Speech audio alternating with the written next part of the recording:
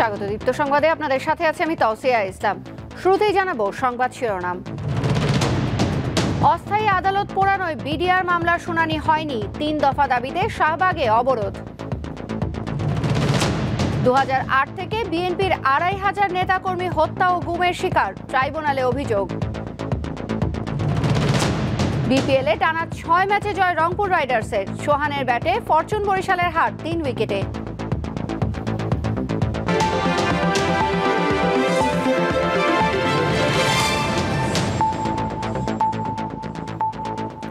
পুরান ঢাকার বকশীবাজারের আলিয়া মাদ্রাসার মাঠে স্থাপিত অস্থায়ী বিশেষ আদালতের এজলাস কক্ষ পুড়িয়ে দিয়েছে দুর্বৃত্তরা।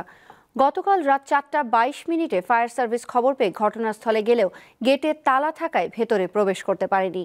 মধ্যরাতে অস্থায়ী আদালতের এজলাস কক্ষে কে বা কারা আগুন দিয়েছে সেটি নিশ্চিত হওয়া যায়নি। আজ সেখানে বিডিআর বিদ্রোহ মামলার শুনানি হওয়ার কথা ছিল।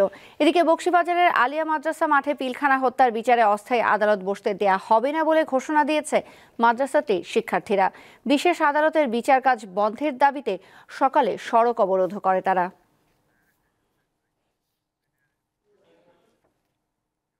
এদিকে বিডিআর হত্যাকাণ্ডের পুনর্তদন্ত, চাকরিচ্যুতদের পুনর্বহাল ও কারাবন্দীদের মুক্তির দাবিতে কেন্দ্রীয় শহীদ মিনারে অবস্থান কর্মসূচি চলছে।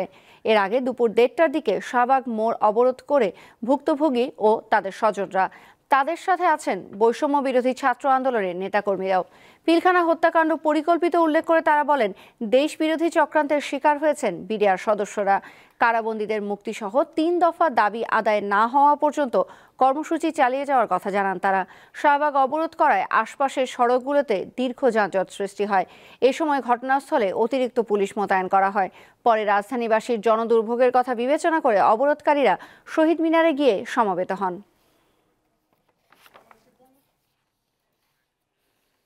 2008 থেকে 2024 সালের 5 আগস্ট পর্যন্ত সারা দেশে বিএনপির 2276 নেতাকর্মী ক্রসফায়ার এবং 153 জন গুমের শিকার হয়েছেন।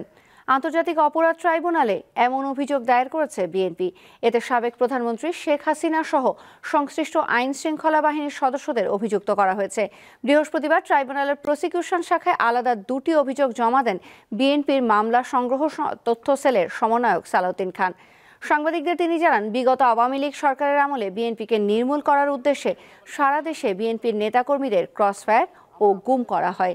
এ বিষয়ে জেলা ও উপজেলা ভিত্তিক তালিকা জমা দেওয়া হয়েছে।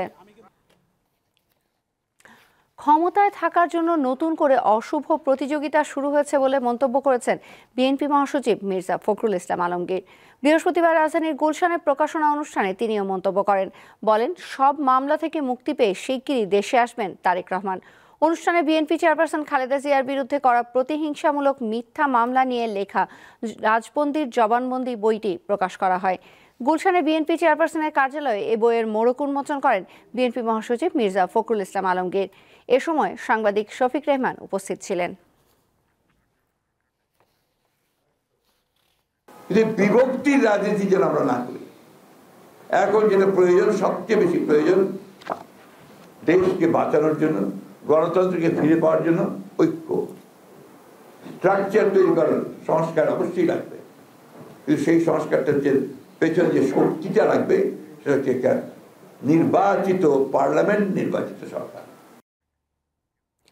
প্রধান নির্বাচন কমিশনার এএমএম নাসির উদ্দিন বলেছেন, কোনো দল বা গোষ্ঠীকে ভোটে জেতানোর জন্য কাজ করবে না নির্বাচন কমিশন। বৃহস্পতিবার মৌলভীবাজারে ভোটার নিবন্ধন প্রক্রিয়ার চ্যালেঞ্জ এবং চ্যালেঞ্জ উত্তরণের উপায় শীর্ষক দিনব্যাপী কর্মশালায় তিনি আরও বলেন, সুষ্ঠু ও গ্রহণযোগ্য নির্বাচনের কাজে কোনো বাধা নেই। নারী ভোটার সহ সকল ভোটাররা যাতে ভোট কেন্দ্রে যান সে লক্ষ্যে প্রচার প্রচারণা চালানো হবে। বাড়ি বাড়ি গিয়ে ভোটার নিবন্ধন করার বড় একটা উদ্দেশ্য হচ্ছে মানুষকে সচেতন করা।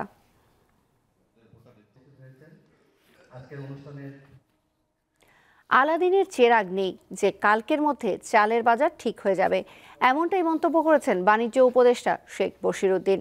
তিনি বলেন, বাজার ঠিক রাখতে চেষ্টা চলছে। চাল আমদানি উদারীকরণের পাশাপাশি ওএমএস ও টিসিবিতে সুলভ মূল্যে চাল বিক্রি হচ্ছে।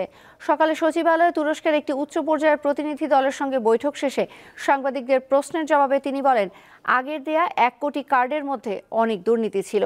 47 লাখ কার্ড কমেছে, এটি আবার বাড়ানো হবে। আসছে রমজানের প্রস্তুতি সরকারের রয়েছে জানিয়ে বাণিজ্য উপদেষ্টা বলেন, কোনো পণ্যের সমস্যা হবে না। আমাদের শিল্প, আমাদের স্বাস্থ্য, আমাদের 43 বিসিএস থেকে বাদ পড়া 227 জনের বেশিরভাগ চাকরিতে ফিরতে যাচ্ছেন, এমনটাই জানিয়েছেন জনপ্রশাসন সচিব মোখলেসুর রহমান। দুপুরে সচিবালয়ে তিনি বলেন, বাদ পড়াদের ব্যাপারে পুনঃতদন্ত শুরু হচ্ছে। তাদের বেশিরভাগই নিয়োগ পাবেন বলে আশা করেন জনপ্রশাসন সচিব। এ তদন্ত তাদের চাকরির অংশ বলেও মত দেন তিনি। এদিকে সরকারি কর্মচারীদের মহার্ঘ ভাতা খুব শিগগিরই বাড়ানো হচ্ছে বলে জানান মোখলেসুর রহমান। তিনি বলেন, এবার পেনশনেও মহার্ঘ ভাতা যুক্ত হচ্ছে। আসছে বাজেটের আগে এটি কার্যকর হবে, তবে কত শতাংশ বাড়বে তা অর্থ মন্ত্রণালয় জানাবে।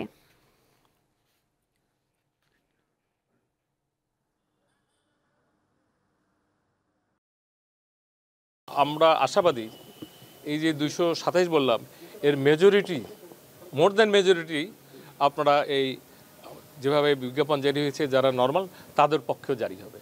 এটা একটা সময়ের ব্যাপার। ফৌজদারি অপরাধ, রাষ্ট্রদ্রোহী অপরাধ, অথবা স্কুল কলেজ ইউনিভার্সিটি বহিষ্কৃত হয়েছিল, অথবা এমন কোনো ধরনের হিডেন অপরাধ সে করেছে যেটা সামনে আসছে, এরা ছাড়া বাকি আমি মনে করি এদের নিয়োগ প্রাপ্তিতে শুধু একটা প্রক্রিয়ার ব্যাপার, they will get it. Zia orphanage trust দুর্নীতি মামলায় 10 বছরের দণ্ড থেকে খালাস চেয়ে খালেদা জিয়ার করা আপিলের শুনানি শেষ। এ মামলার আরেক আসামি আপিল না করায় রায়ের দিন পিছিয়ে 14 জানুয়ারি করেছে আপিল বিভাগ। বৃহস্পতিবার প্রধান বিচারপতি সৈয়দ রেফাত আহমেদের নেতৃত্বে 5 বিচারপতির আপিল বেঞ্চে শুনানি করা হয়।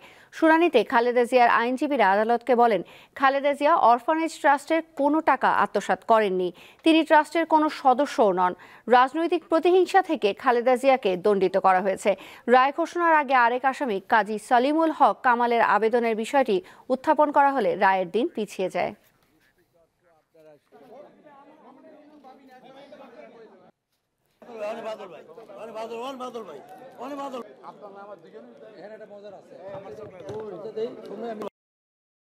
আজকে আমরা সমাপ্তি যখন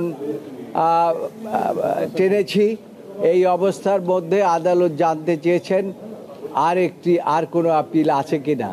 তখন হঠাৎ করে একজন আইনজীবী তিনি বললেন যে হ্যাঁ, আর একটা আপিল আমাদের আছে, কিন্তু তারা এইটা গত 3 দিন পর্যন্ত প্রকাশ করে নাই। অপহরণ করে মুক্তিপণ দাবি করা চক্রের 6 জনকে আটক করেছে র্যাব 10। ঢাকার কেরানীগঞ্জ মডেল থানা এলাকা থেকে অপহরণ করা বেকারি শ্রমিক আলালকেও উদ্ধার করেছে তারা। বৃহস্পতিবার ব্রিফিংয়ে লেফটেন্যান্ট কমান্ডার তানভীর হাসান জানান, গত 6 জানুয়ারি বিকাল 4টায় রাজধানীর জুরাইন থেকে আলালকে অপহরণ করে আটককৃতরা। এরপর দক্ষিণ কেরানীগঞ্জের একটি বাসায় আটকে রেখে পরিবারের কাছে 20 লাখ টাকা মুক্তিপণ দাবি করে। আলালকে মারধরের ভিডিও পাঠানো হয় পরিবারের কাছে। তাকে বাঁচাতে 20,000 টাকা দেয় পরিবার। পরে খবর পেয়ে র্যাব অপহরণকারী চক্রের সদস্য সৈকত সরকার, শিহাব রহমান সিন, মোহাম্মদ সজীব, মোসাম্মদ কুলসুম, মোহাম্মদ রাসেল ও মোহাম্মদ মেহেদি হাসানকে আটক ও অপহৃতকে উদ্ধার করে।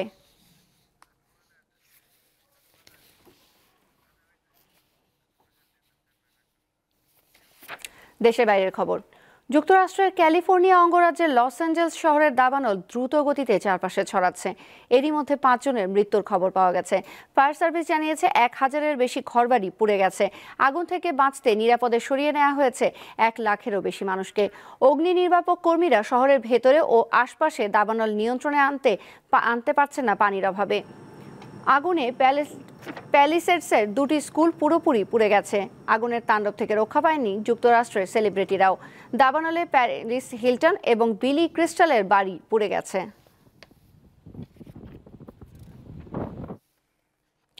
গাজা উপত্যকায় ইসরায়েলের অবিরাম বোমা হামলায় প্রাণ গেছে আরও 50 ফিলিস্তিনির। দেশটির স্বাস্থ্য মন্ত্রণালয় জানিয়েছে, গাজা সহ বিভিন্ন শহরে গত 24 ঘন্টায় এই হামলায় আহত হয়েছেন আরও অনেকে। অবরুদ্ধ ভূখণ্ডটিতে ইসরায়েলের হামলায় নিহতের সংখ্যা বেড়ে ৪৫,৯৩৬ জনে দাঁড়িয়েছে। হাসপাতালগুলোর কার্যক্রম বন্ধ হওয়ার অবস্থায় পৌঁছেছে বলে জানিয়েছে মন্ত্রণালয়।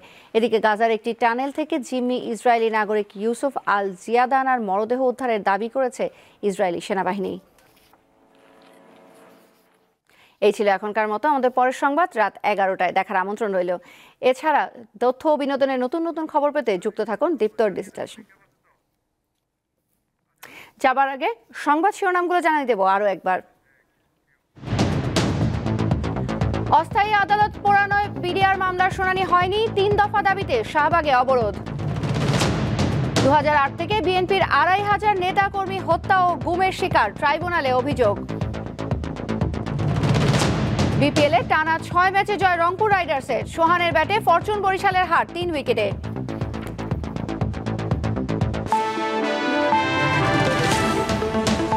এই ছিল এখনকার মতো। আমাদের পরের সংবাদ রাত 11টায় দেখার আমন্ত্রণ রইল।